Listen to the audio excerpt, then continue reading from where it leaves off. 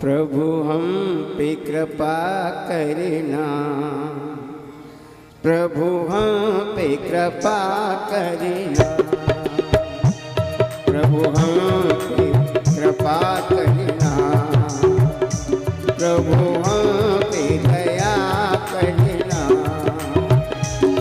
वैकुंठ तो यही है, वैकुंठ तो यही है, हृदय में रहा करना, हृदय में रहा करना।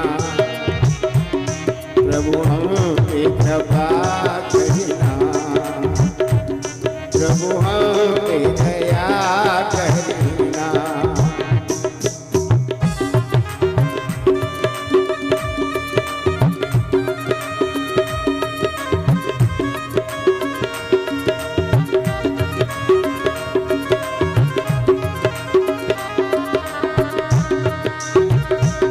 तेरे विरह में निस्जे है ना तुझे उदासी, अपने शरण में ले लो हे नाथ ब्रज के वासी, अपनी शरण में ले लो हे नाथ ब्रज के वासी, हे नाथ ब्रज के वासी। तुम सोहम शब्द खंड हृदय में रहा करना, वैकुंठ तो यही है, हृदय में रहा करना। तुम पे कृपा करना, नाचे मोर बनकर,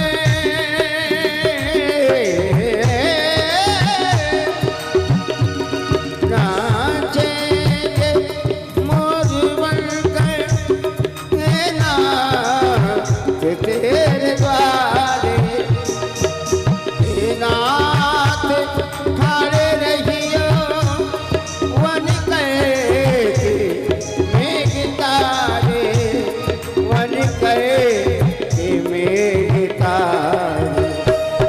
अमृत की धार बनकर हृदय में रहा करना, वैकुंठ तो यही है, हृदय में रहा करना।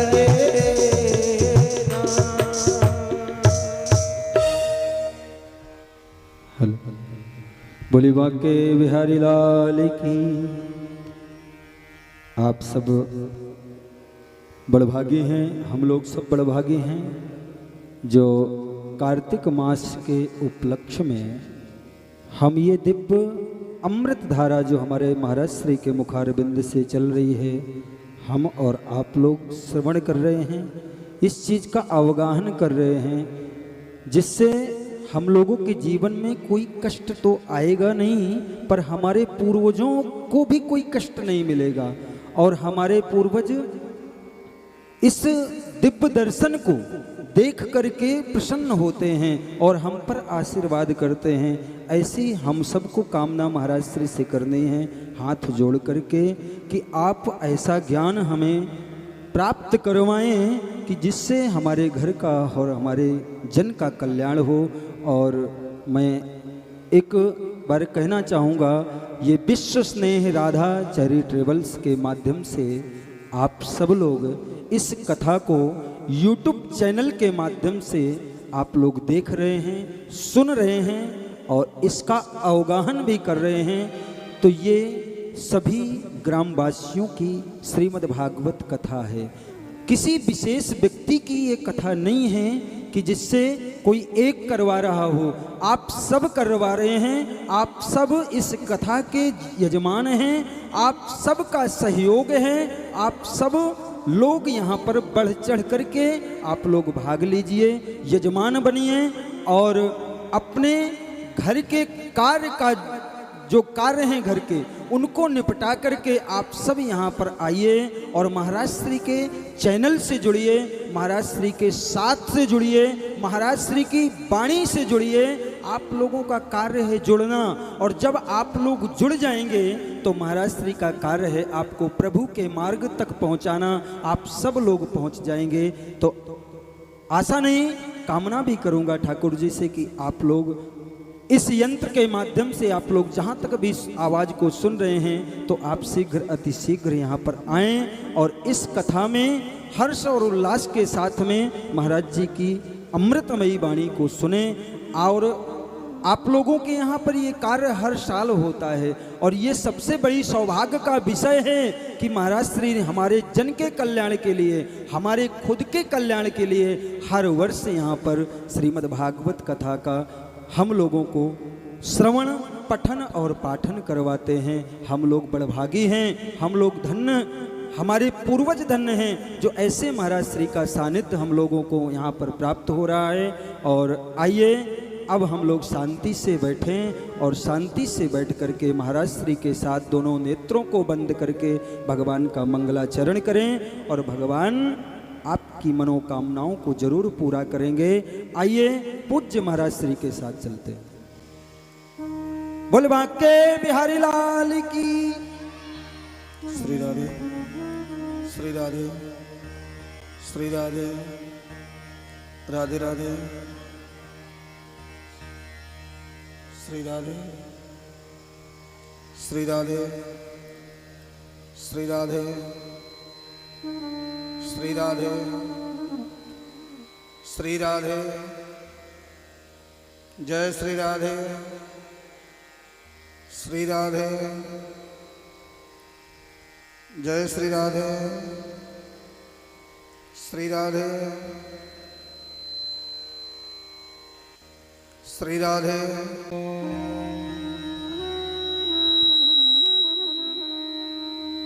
श्री गणेशाय नमः। श्री सरस्वत्यै नमः। श्री वेदपुरुषाय नमः। श्री गुरु चरण कमलेभ्यो नमः। ध्येयं सदा परिभवं मम वेष्टदोहं तीर्थास्पदं शिवविरञ्जनुतं शरण्यं भृत्यार्थहं प्रणतिपालभवाब्धिपोतम् वन्दे महापुरुषोदे चरणारविन्दम्।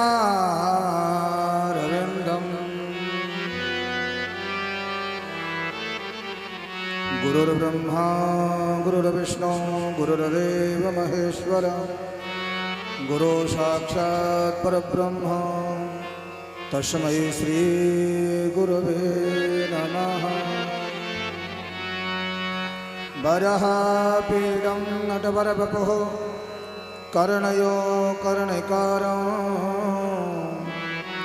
बिभ्रद्भाषा कनककपिशं वैजयन्तीं च मालां रन्ध्रानवेणोरधरसुधया पूर्णयं गोपवृन्दये बृन्दारण्यं श्रुपदरमणं प्राविशद्गीतकीर्तिः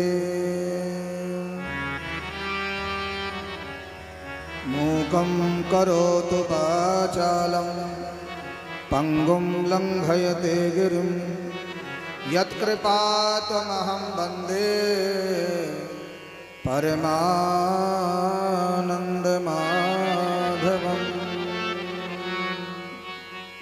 जयन्ती मङ्गलाकाली भद्रकाली कपालिनी दुर्गा क्षमा शिवा धात्री स्वाहा स्वधा नमोस्तुते।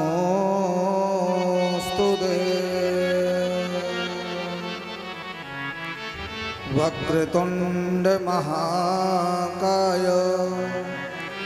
सूर्यकोटि समप्रभा निर्विघ्नं कुरु मे देवा सर्वकार्येषु सर्वदा।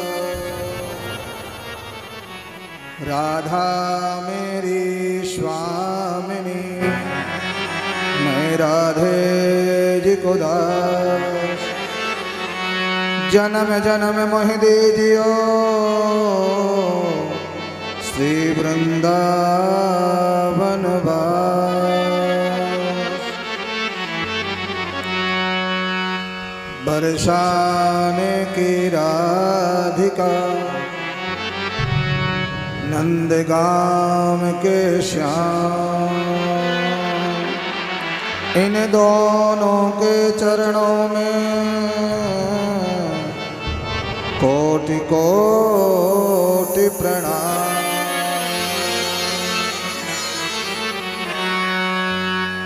जय जय श्री राधा रमण जय जय नवल किशोर जय गोपी चित चोर प्रभु जय जय माखन चोर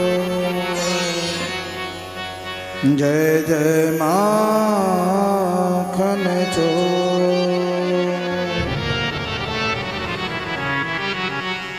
यं प्रव्रजन्तमनुपेतमपेतकृत्यं द्वैपायनो विरह कातरया जुहाव पुत्रेति तन्मयतया तर्वो विनेदो तं सर्वभूतहृदयं मुनिमानतोऽस्मि।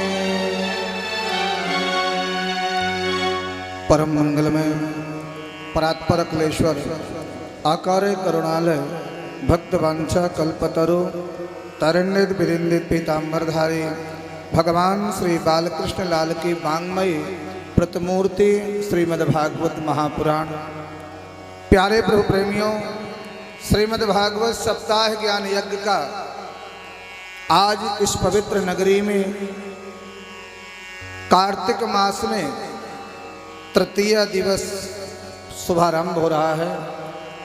आप सभी ग्रामवासियों को नगरवासियों को भगवान की कथा में भागवत कथा में आने के लिए हार्दिक स्वागत है। उपस्थित भक्तों के हृदय में बैठे हुए गोविंद का मेरा प्रणाम।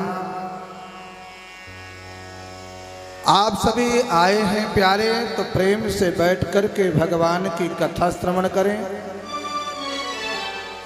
और आप सभी भक्तों को जो है प्रेम से हमारा राधे राधे। और जो दूर बैठ कर के यूट्यूब के माध्यम से फेसबुक के माध्यम से जो कथा को श्रवण कर रहे हैं, जो दूर बैठ के श्रवण रहे हैं, जो मान लो यहाँ से मानिए जो 10 किलोमीटर के बाद हो या 50 किलोमीटर के बाद, वो तो कहीं भी बैठ कर के कथा सुन सकते हैं।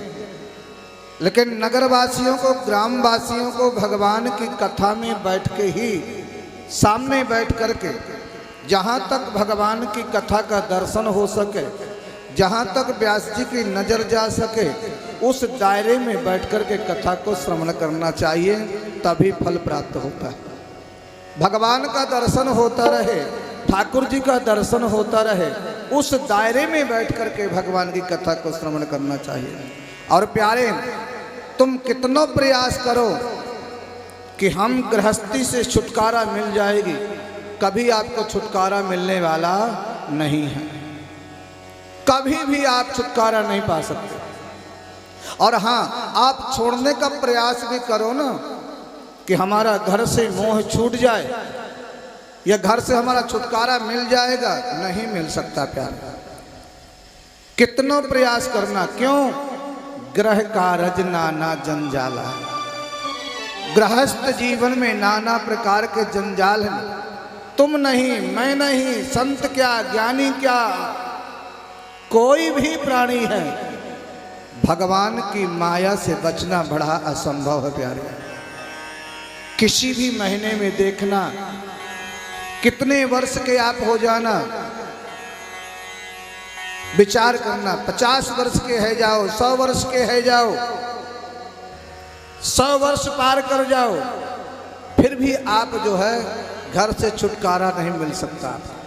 हाँ, एक बात हो सकता है, यदि वास्तव में आप, एक बात क्या हो सकता है कि आप लोग भगवान से प्रेम करना प्रारंभ कर दो, कन्हैया से प्रेम करना आप लोग प्रारंभ कर दीजिए। और जब कन्हैया से प्रेम हो जाएगा, परमात्मा से प्रेम हो जाएगा, तो घर से ऑटोमेटिक छुटकारा हो जाएगा और गोविंद की शरण में पहुंच जाओगे तो भगवान यहाँ से भी आपको मुक्ति दिलाएंगे और जो है नरक से भी मुक्ति दिलाएंगे, अपना गोलोक धाम प्रदान करेंगे मेरे गोविंद, जो भगवान की तुम भक्ति करोगे, भगवान का भजन करो। भगवान चाहेंगे तो क्या नहीं हो सकता। इसलिए भगवान की शरण में आना चाहिए, भगवान के पास। इसलिए परमात्मा का चिंतन जरूरी है। गृहस्थ जीवन में 7 दिन की कथा, हमारा जन्म होता तो 7 ही दिन में होता है। हम कोई दान पुण्य करते हैं तो 7 दिन में करते हैं, कोई पूजा पाठ करते हैं तो 7 ही दिन में करते हैं। जन्म 7 दिन में, मृत्यु 7 दिन में, 8वां दिन किसी के जीवन में आता ही नहीं है। कल आप लोग श्रवण कर रहे थे, राजा परीक्षित, कोई बचाने वाला नहीं है, मृत्यु हो जाएगी। 7वें दिन मृत्यु हो जाएगी और 8वें दिन मुझे कोई नहीं बचा सकता, क्योंकि संत का श्राप लगा हुआ।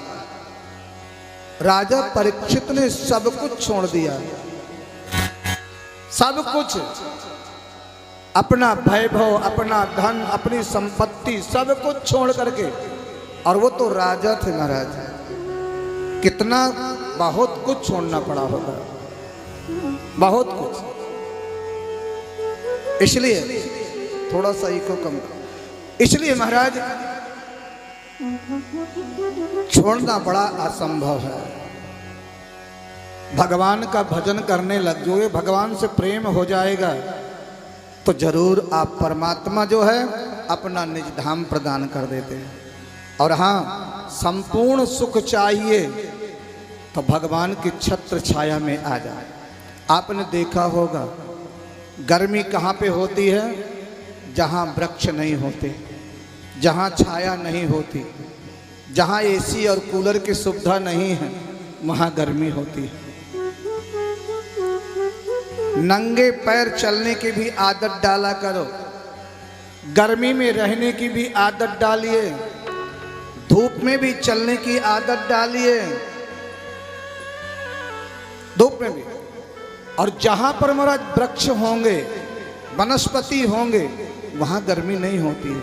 इसी प्रकार भगवान की तुम छत्र छाया में आ जाओगे तो कलयुग का प्रभाव नहीं पड़ेगा और आप भवसागर पार हो सकते हैं गोविंद की कृपा से। बोलो जय श्री राधे। इसलिए भगवान का मन और वाणी को पवित्र करते हुए गोविंद का चिंतन करना चाहिए।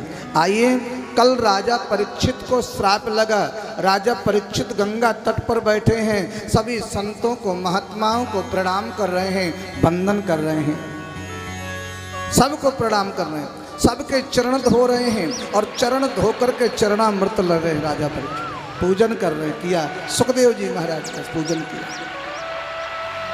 और हाथ जोड़ करके बैठ गए हैं। बोले महाराज, प्रश्न किया, सभी संत महात्माओं ने आशीर्वाद दिया, राजन अब कहीं जाने की जरूरत नहीं है, किसी संत, किसी ज्ञानी के संपर्क में आप लोग जुड़ जाइए, उसके संपर्क में, किसी तीर्थ के संपर्क में जुड़ना चाहिए और भगवान से प्रार्थना करना चाहिए।